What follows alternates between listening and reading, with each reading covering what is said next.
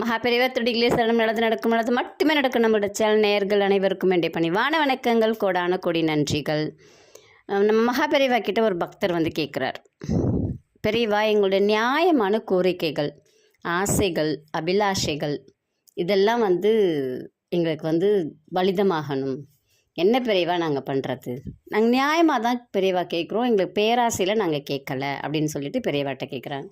பெரியவா அதுக்கு சிரிச்சுக்கிட்டே, பகவான் சொல்லணும் நீங்கள் பேராசையா ஆசையா அப்படிங்கிறத. ஆனால் உங்களுடைய நியாயமான அபிலாஷைகள் எல்லாம் நடக்கணும் அப்படின்னா ஒரு எளிமையான வழி இருக்குது. வீட்டில் தினமும் காலையில் சகஸ்ரநாமம் படிங்க, விஷ்ணு சகஸ்ரநாமம் படிங்க, லலிதா சகஸ்ரநாமம் படிங்க. நோய் நொடி இல்லாமல் இருக்கணும் அப்படின்னாலே நீங்கள் விஷ்ணு சகஸ்ரநாமத்தை படிச்சுக்கிட்டே இருங்க. காலையில் ஒரு தடவை படிங்க, சாயந்தரம் ஒரு தடவை படிங்க. லலிதா சகஸ்ரநாமம் படிச்சிங்க அப்படின்னா வீடு சுபிக்ஷமாக இருக்கும் அப்படின்னு சொல்லிட்டு சொல்கிறாங்க. எல்லாருமே வேலைக்கு போகிறவங்களா இருப்பீங்க, ஆனால் எல்லாராலையும் சொல்ல முடியுமா அப்படின்னு கேட்டால் சொல்ல முடியாது. அதுக்கு ஒரு எளிமையான வழியை பெரியவா கொடுக்குறாங்க. பெரியவா வந்து ஈஸ்வர ஸ்வரூபம் இல்லைங்களா?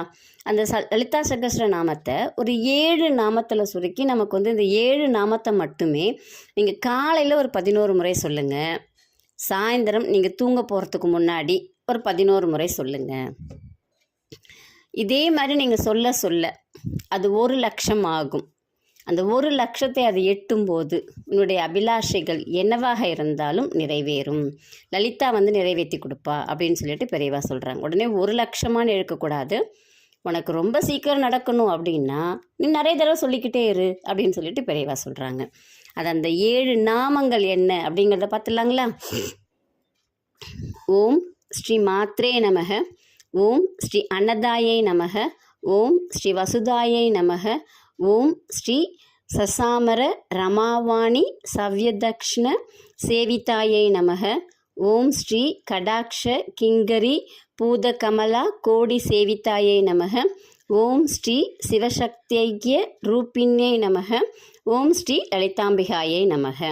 கொஞ்சம் கஷ்டமாக இருக்கிற மாதிரி தான் இருக்கும், ஆனால் நம்மளுடைய நியாயமான ஆசைகள், நீண்ட நாள் ஆசைகள் எல்லாம் நிறைவேறணும் அப்படின்னா நீங்கள் தினமும் காலையில் 11 முறை சொல்லுங்கள், இரவு நீங்கள் தூங்க போகிறதுக்கு முன்னாடி 11 முறை சொல்லுங்கள். கண்டிப்பாக உங்களுடைய ஆசைகள் நிறைவேறும். ஏன்னா இது மிக பெரியவாவுடைய வாக்கு. நன்றி, நல்லதே நடக்கும்.